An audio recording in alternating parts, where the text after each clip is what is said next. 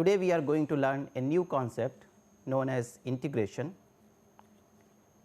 You have already seen the idea of differentiation. So, integration in a sense can be considered as inverse process of differentiation. The development of differentiation started with a problem of finding a tangent or a derivative to a curve. For example, suppose if we are given a function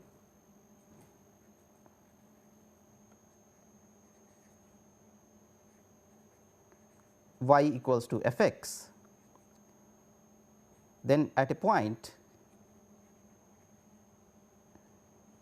x 0 y 0, if you want to find out the direction of the tangent, you know that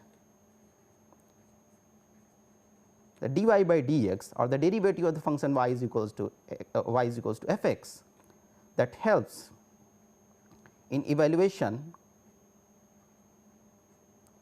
of the direction of the tangent. So, dy by dx is same as slope of tangent.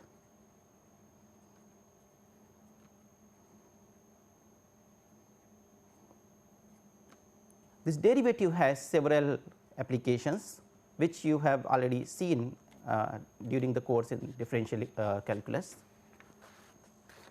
One of the examples which I would like to cite is finding out the velocity. Suppose if you know the position of a particle at each time t, then the derivative of the position function will give you the velocity of that particle.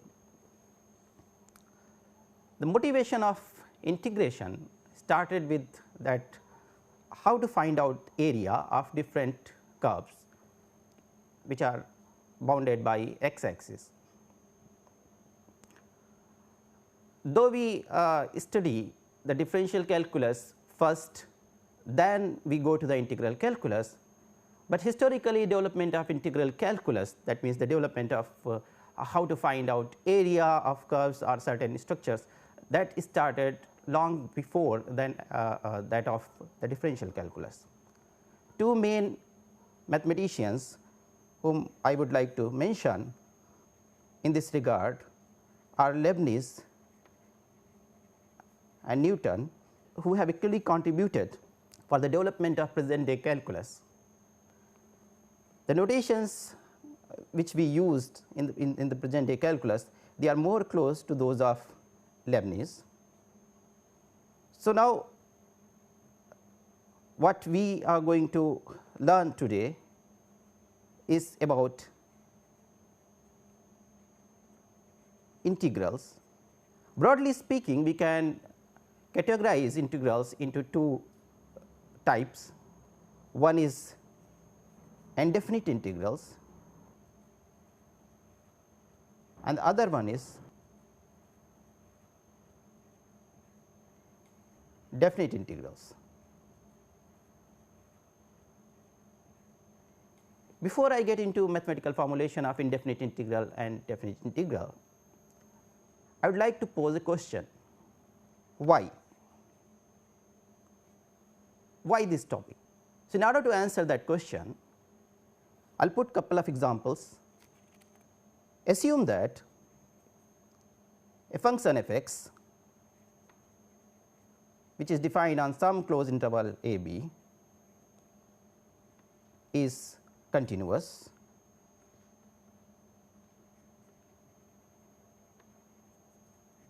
and differentiable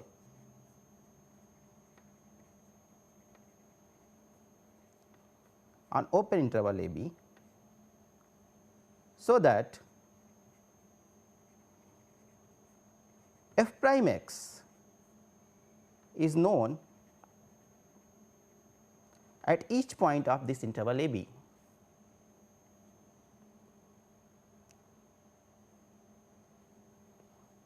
In case of differential calculus, you used to find out, given a function, what will be the derivative of the function. So, you differentiate the function and get the derivative of the function. But here if I pose a question, given f prime x, that means the derivative of the function is given to you, can we find the function f x? So, you understood it clearly. In case of differentiation, we are given a function for which we have to find out the derivative, but here we are given the derivative of the function and we need to know what the function will be.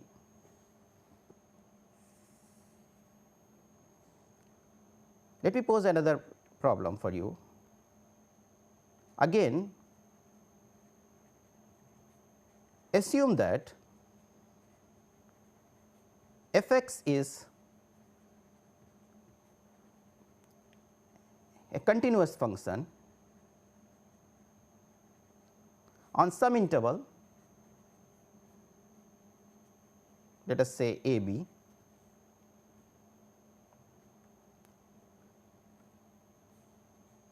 such that if we assume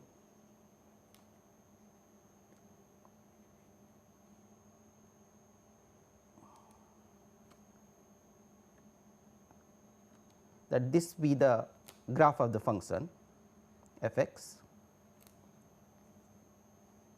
this be the point x is equals to a and this be the point x is equals to b. So, on the interval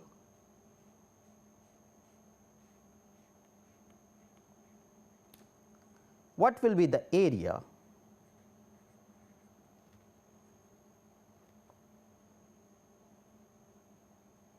if I represent it by a?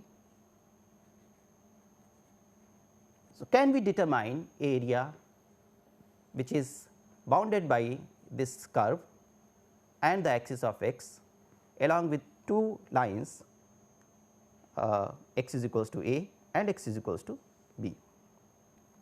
So, these two problems basically, if the function, the derivative of the function is given, then to find out the function or to find out the area of a continuous function bounded by the axis of x and some lines parallel to y axis, these two problems fall in the category of integration. The problem 1 closely relates itself to the class of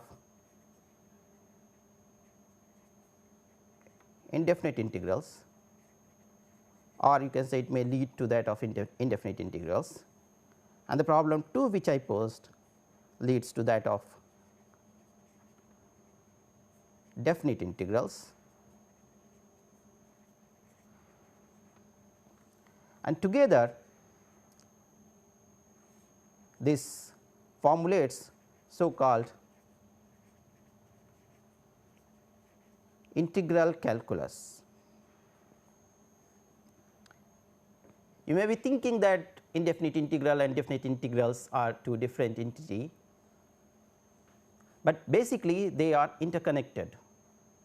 Though initially we will understand and will study them separately, as we develop the theory you will realize that they are very much closely interconnected.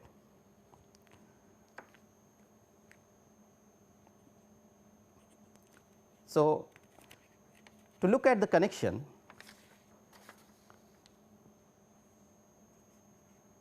we will start with the second problem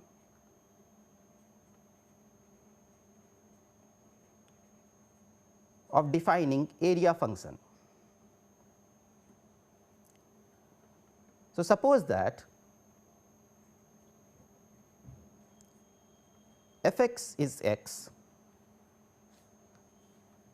and it is given in interval 0 to a such that a is positive. I have chosen this function so that we can easily compute the area.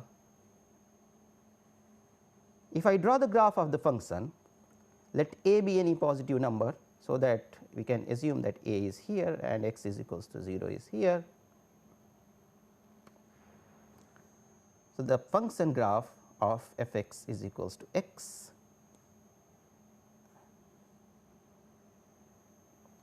will look like this. This is the point A comma A.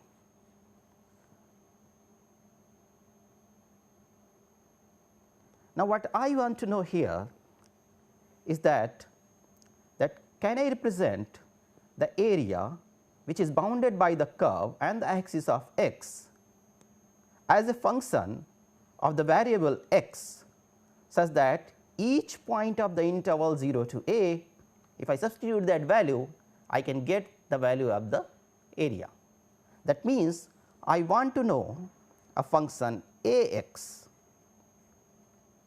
where x is any general point which is lying between 0 and a. So, if this be x, so I want to evaluate the value of a x. As the problem chosen is simple here, the area of the shaded region is that of a triangle. I can simply find it out as a x is equals to half of base, which is the length x here, multiplied by height. Since the function is y equals to x, and therefore, the height will be same as the base. So, half of x into x, which makes it half of x squared. So, the area function is given by half of x square. If I want to know the value of the total area for the integral 0 to a, I can simply put here x is equals to small a, and I will get it as half of a square. Also note that a 0 is 0, and for any point in between I can use this formula to get the area. So, therefore, I have obtained a general formula for the area function. In this case, since the function was simple, therefore, I could use my simple tool of geometry, that is the area of triangle, to figure out the area. But once this function becomes a general function or a complicated function, it becomes little difficult to evaluate areas. So, we obtained the area function which gives you the area of curve above axis of x. Now, what information we can extract from here? So, let us look at the area function closely, and notice that d by dx of a x,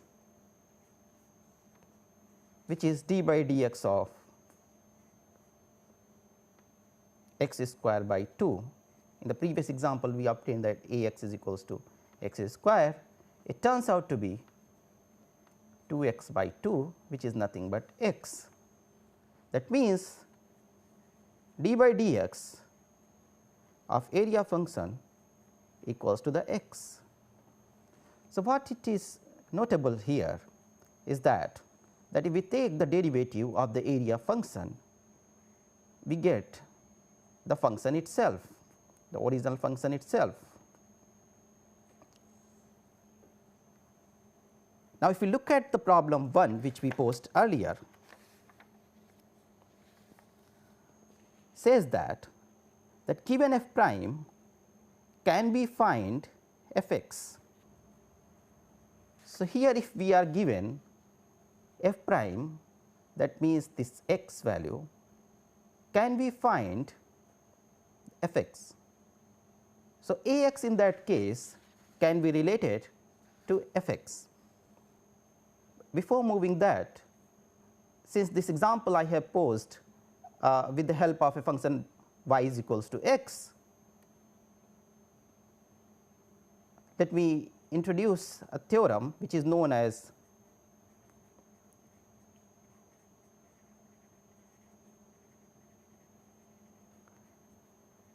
first fundamental theorem of calculus.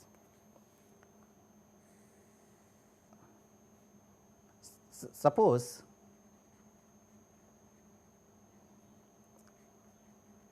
f x be a continuous function on closed interval a b, and a x is the area function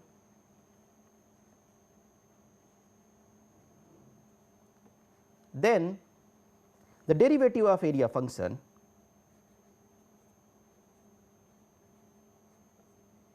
gives you the function.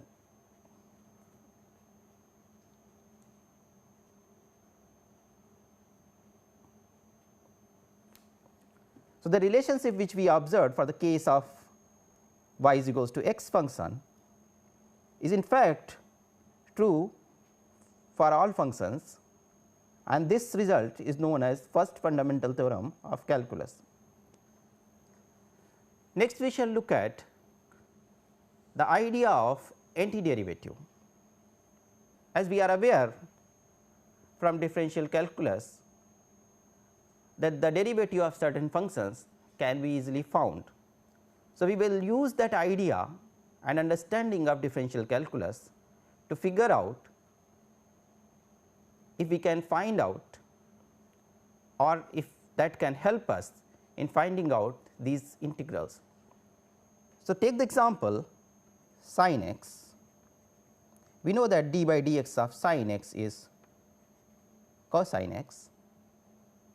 Take another example of e raised to power n x by n. This also we know that it is e raised to power n x. We also know the derivative of tan x. This is in fact sec square x. So, if you look at these differentiation carefully, what they tell is that the derivative of sin x is cosine x, derivative of e raised to power n x by n is e raised to power n x, derivative of tan x is sec square x. The functions sin x is known or will be called as antiderivative of cosine x, and similarly the function e raised to power n x by n will be called as antiderivative of e raised to power n x, and function tan x will be called as antiderivative of sec square x. Therefore, we define sin x as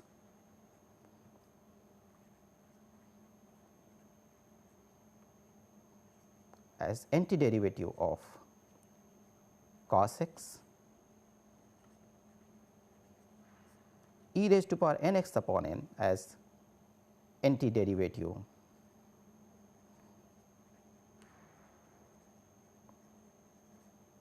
e raised to power n x, and tan x as antiderivative of sec square x.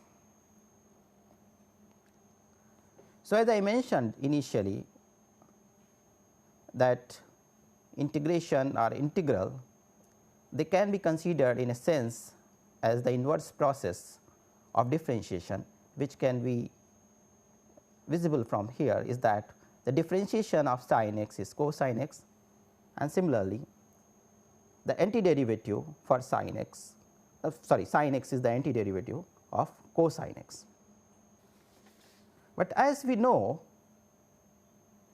that if we find out d by dx of sin x plus 1, what we shall get is that d by dx of sin x plus d by dx of the constant 1, and we know that the constant differentiation of the constant is always 0, and therefore, it will turn out to be d by dx of sin x, which is nothing but cosine x. Therefore, cos x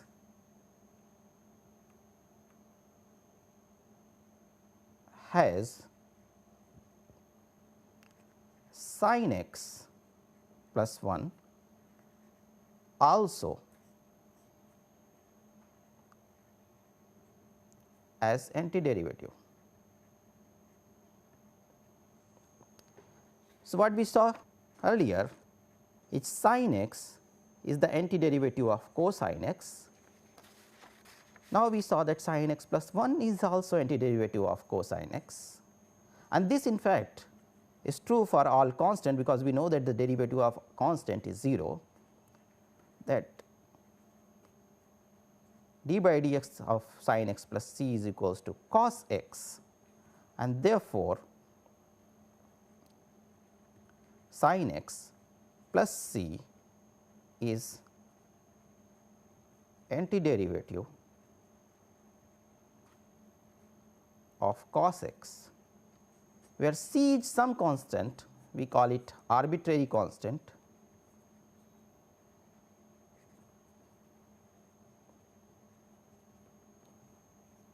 taken to be a real number. So, what we noticed is that given a function, if we use the root of antiderivative, there can be infinitely many antiderivatives by choosing constant c. This in fact is true for general function f x. So, assume that d by dx of capital F x is equals to small f x.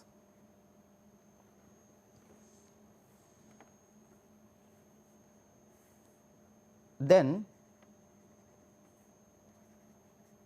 d by dx of f x plus c will also be equals to small f x. So, in general, if f x is antiderivative of small f x, then f x plus c will also be antiderivative of small f x. In fact,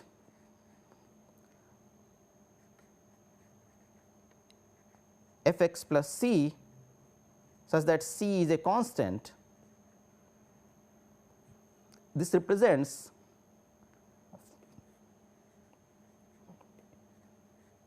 set of all the antiderivative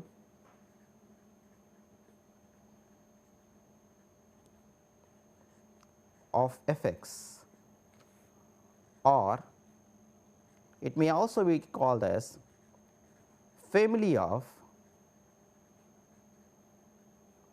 one parameter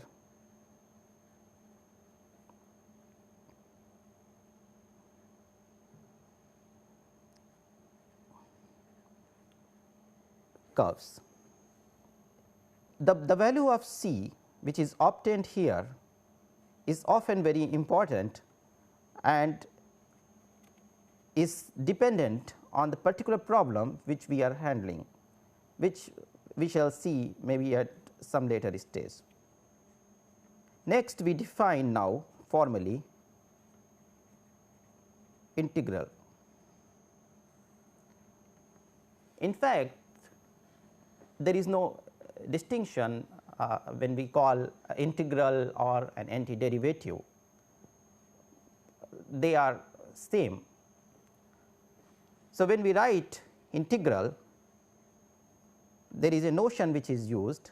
So, as we defined f x plus c as set of all the antiderivatives of the function small f x, we represent it in this way.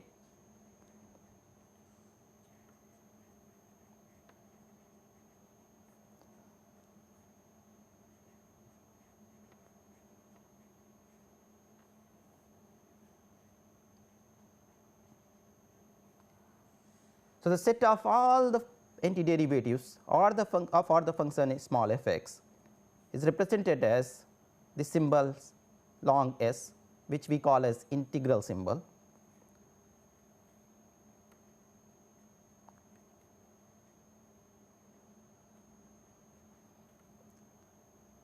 This term f x for which it is obtained, this is called integrand.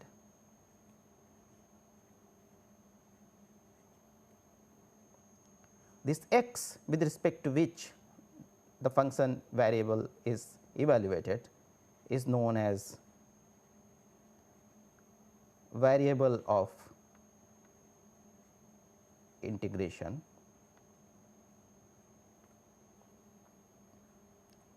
f x, capital F x is called integral or antiderivative.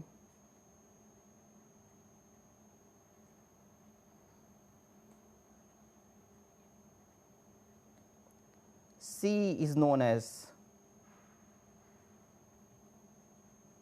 arbitrary constant, and this entire expression is known as the integral expression, and we call it as indefinite integral.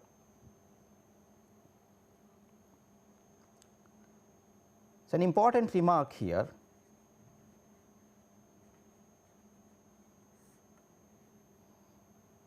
as I mentioned here, the variable of integration x, in fact it is a dummy variable. That means that this x can be replaced with any other variable. Say for example, integration of f t dt is same as integration of f x dx. That means it is immaterial whether you write t as the variable of integration or x as the variable of integration, the result will be same.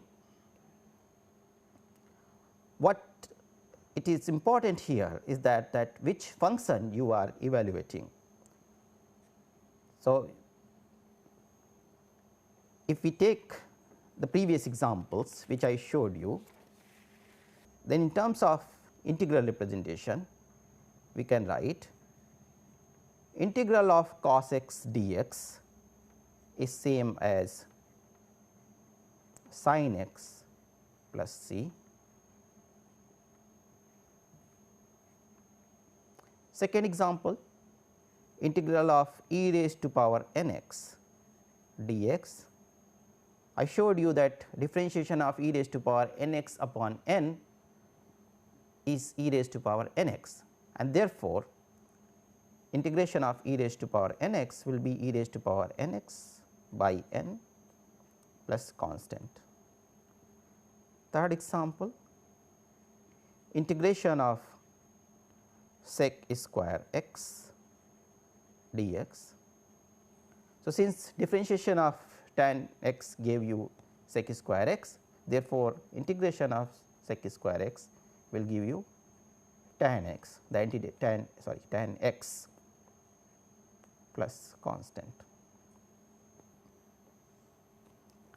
And fourth example, we have seen integration of x dx is equals to x square by 2 plus c. This we saw as an area function, and we also saw the derivative of this area function is nothing but this function, and therefore, this function becomes the antiderivative for the function x.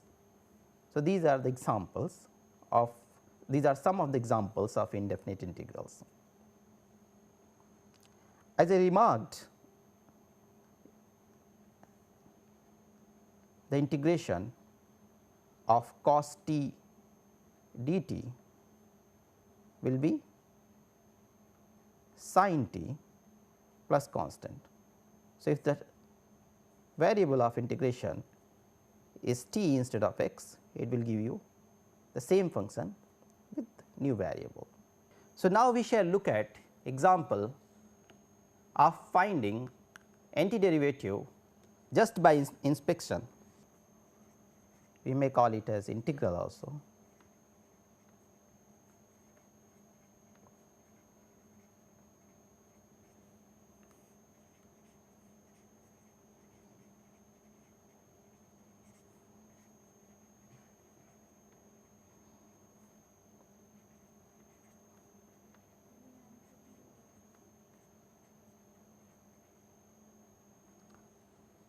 So, first example which I am going to choose is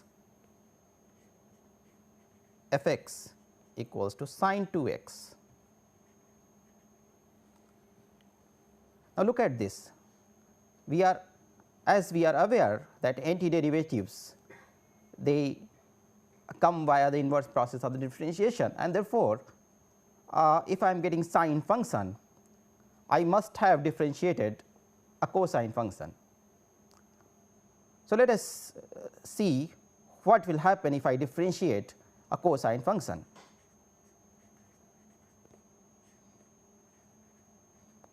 I will get sine function, but then mind that there is a term 2x also, and therefore, instead of differentiating cosine x, I must be differentiating cosine 2x. So, if I differentiate cosine 2x, I am going to get twice of sine 2x with a negative sign. So, what I will do here is that I will put a negative sign here, put a by 2 here,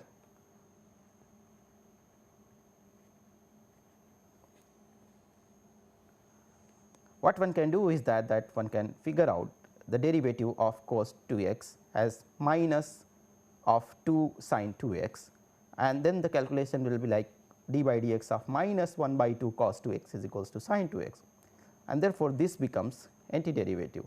So, the antiderivative in this case is minus half cos 2x plus a constant. So, just observing the function and relating it with the differentiation or the derivative, we can find out the integral or the antiderivative. Take another example, say f x is equals to e raised to power 4x. We know that the differentiation of exponential function is another exponential function. Only difference here is that this is exponential of 4x. So, therefore, we have to take care of that 4, taking as d by dx of e raised to power 4x by 4 equals to e raised to power 4x, and hence the antiderivative can be written as e raised to power 4x by 4 plus a constant.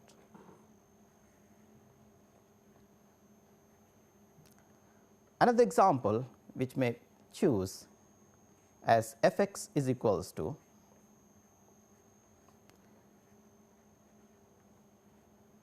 sin 2x minus 4 e raised to power 3x.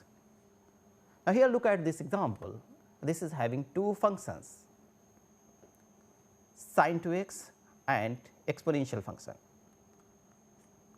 So, what we do here is that we need, as we know that distribution, the differentiation function can work on the linear combination of two functions, and with previous two examples we can write that d by dx, since the sine function is appearing, this must be 1 by 2 cos 2x, this part we already know, and minus 4 e raised to power 3x, we already know how to compute for e raised to power 4x. So, in the similar fashion we can go for this one, will be e raised to power 3x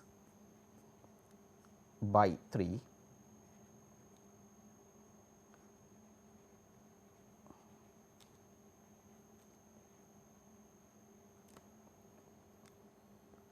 So, looking at this function, we can simply figure out that what will be the actual antiderivative. It is minus half cos 2x minus 4 by 3 e raised to power 3x and plus a constant.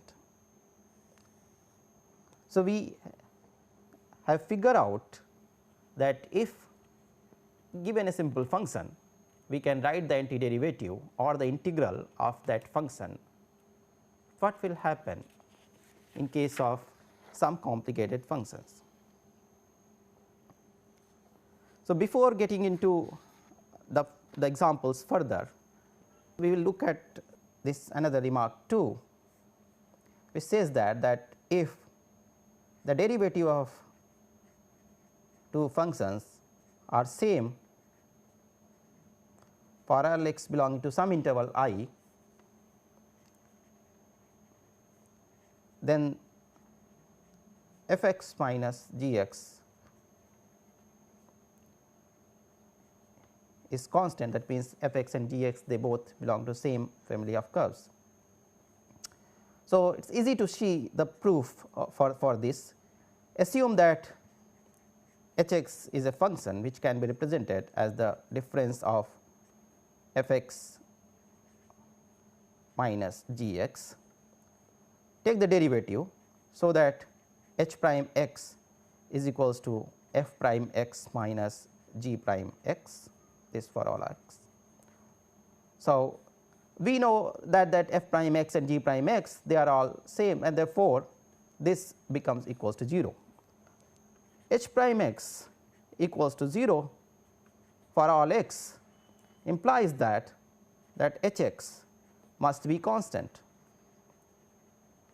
and hence the fact that f x minus g x constant is established. That means that the two functions they both belong to same family of curves. This fact I will show you with help of another example.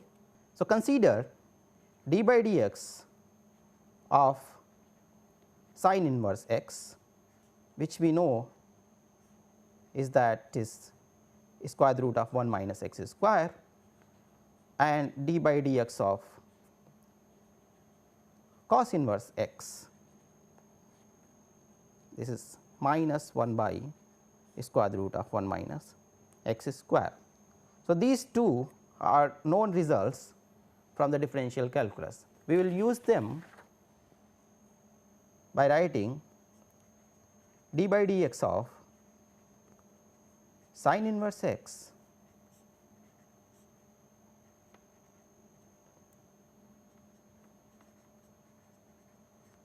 d by dx of minus cos inverse x. So, we see that the derivative of sin inverse x and minus cos inverse x are same, and therefore, the difference from the previous remark can be written as sin inverse x minus of minus cos inverse x, will make it plus cos inverse x, a constant. In fact, this constant can be evaluated by putting x is equals to 1 in this expression. So, that you will know sin inverse 1 is pi half, cos inverse 1 is 0, that will make constant to be pi half, and therefore, this constant is nothing but pi half sin inverse x plus cos inverse x equals to pi half. This is a famous identity for inverse trigonometric functions, which you already know. Now, the claim is that both sin inverse x and minus cosine inverse x they belong to same family of curve. One can see that by plotting simple graph here, which I will do. So, we know that the domain of these curves sin inverse x and cosine inverse x is minus 1 to 1. So, plot sin inverse x, that takes the range from, let us say this value is minus pi half, this value be let us say pi half, this value let us say be pi, and similarly this value let us say be minus pi. So, for the case of sine function, it goes somewhere from here, like it should start from minus of pi half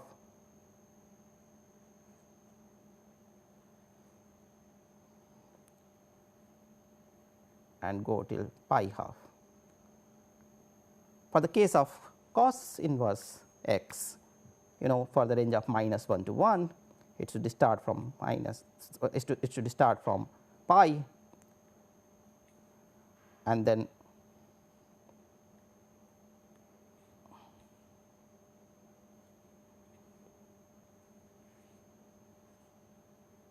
go like this.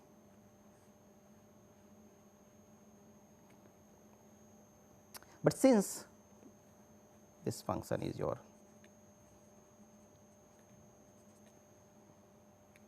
and this function is your, but since the equivalence which we are claiming here is of sin inverse x and minus cosine inverse x. Therefore, instead of cosine inverse x, we should look for minus cosine inverse x. Minus cosine inverse x nothing but the mirror image of the function of cosine inverse x, which will, if we take the mirror image putting a mirror at the axis of x,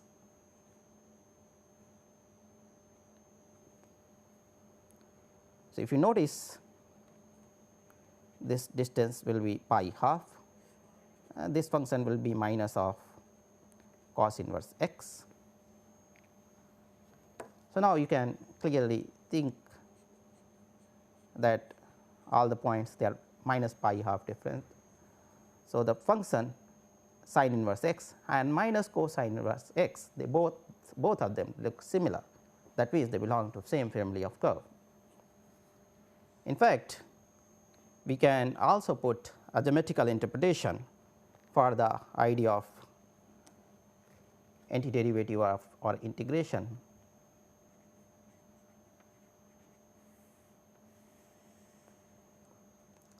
For that, consider the function y equals to e raised to power x.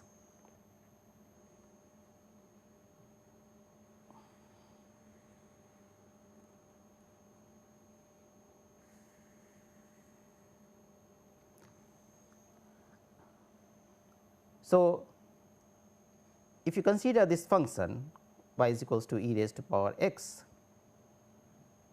then we know that for function e raised to power x, e raised to power x plus c is collection of all the antiderivative, or it represents integral of e raised to power x dx. So, all the antiderivative of e raised to power x are given as e raised to power x plus c. How do they look like? So, let us start with the value c is equals to 0. So, that the first antiderivative which you will get is e raised to power x. Assume that this is the point 1, this is 2. So, this we can say that this x axis, this y axis, and therefore, this is 1 unit on y axis. So, the point is 1 0 comma 1, then 0 comma 2, and then so on and so forth. So, this is 3 in that sense, 4, and similarly here this is 0, it's minus 1, and then so on and so forth. So, if you plot e raised to power x, you know that if you put x is equals to 0 here, you will get 1, therefore, one point is here.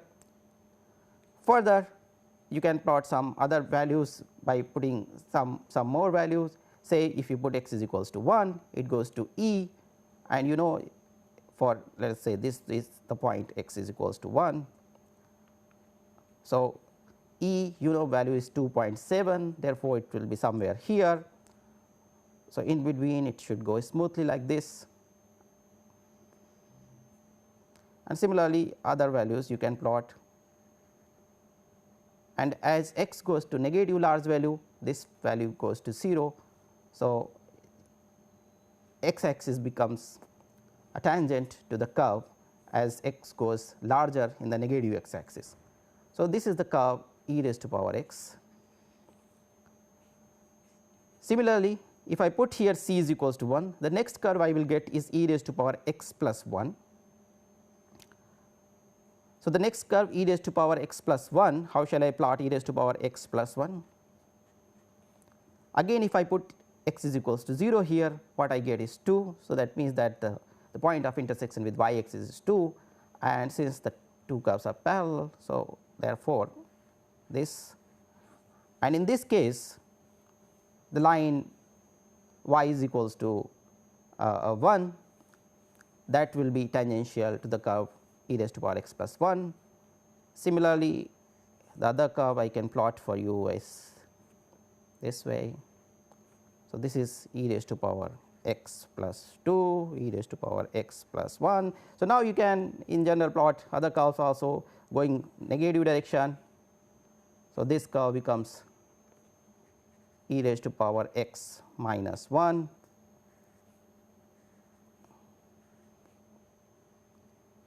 this becomes e raised to power x minus 2. So, we can get all the curves by sliding e raised to power x curve upward direction or downward direction, depending on whether constant c is a positive constant or a negative constant. Now, look carefully at the point of intersection with y axis.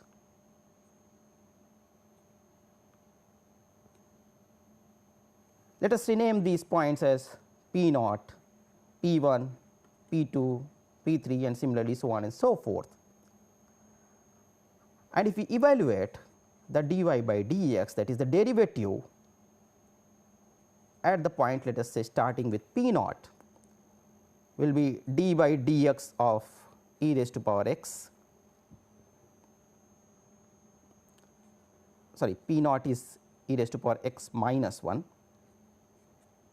P naught is e raised to power x minus 1.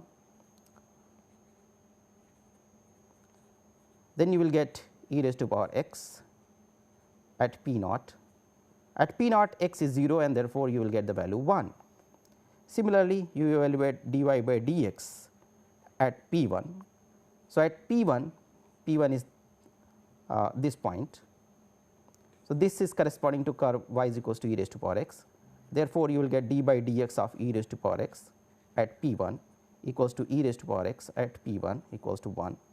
Similarly, evaluate at P 2, that will be corresponding to e raised to power x plus 1 and that will also turn out to be same.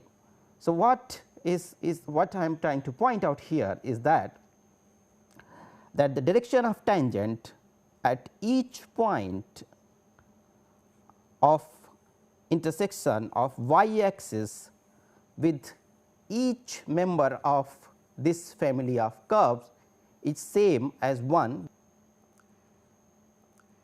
In fact, if you draw a line parallel to y axis, say x is equals to 1 and evaluate the tangents at those points, then you will realize that the dy by dx corresponding to, let me call these points as corresponding to e raised to power x minus 1, I will call it as q naught, corresponding to e raised to power x curve I will call as q 1 and corresponding to this curve I will call it as q 2, similar to as p naught, p 1 and p 2. dy by dx as q naught will come from d by dx of e raised to power x minus 1 at q naught, which will be equals to e raised to power x at q naught, and the point q naught has this x value as 1 and therefore, this can immediately be put as e raised to power 1, which is e. And similarly, the case of q 1, you can evaluate dy by dx at q 1 will be coming from e raised to power x, derivative of e raised to power x will be e raised to power x, again since x value is same, therefore, you will get the value e. So, the direction of tangent here at each of the point, you will find that the slope is e. Similarly, if you want, you can find out the value at x is equals to minus 1 and you will find that the tangential direction at each of these point is nothing but e raised to power minus 1 or 1 by e. So, what geometrically it interprets is that for a function, if you get the family of curves, then if you plot the family of curves and draw lines parallel to the vertical axis, which is generally y axis, then tangent at the intersection point of that vertical line with each member of the family will be same. So, finally, we look at remark 3, the case of area problem which we considered, that can now in the symbol of integral representation can be written as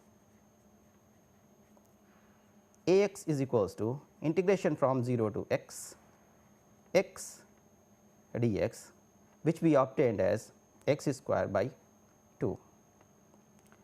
So, this is defined as definite integral if you notice here, there are two values which are written as 0 and x. These are known as lower and upper limits, which you will learn later half of this course. So, I would summarize what we have done today is that we understood the definition of integrals. We also understood what is the idea of antiderivative or integrals, and finally, we looked at what is the graphical representation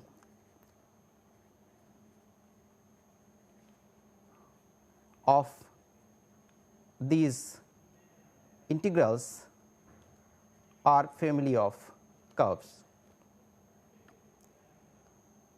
So, using these basics, in next class we will try to figure out or we will try to understand how to find out the integrals of certain functions. We will develop certain formulas and will use them to find out the integrals of some simpler functions and then to some other complicated functions. Thank you.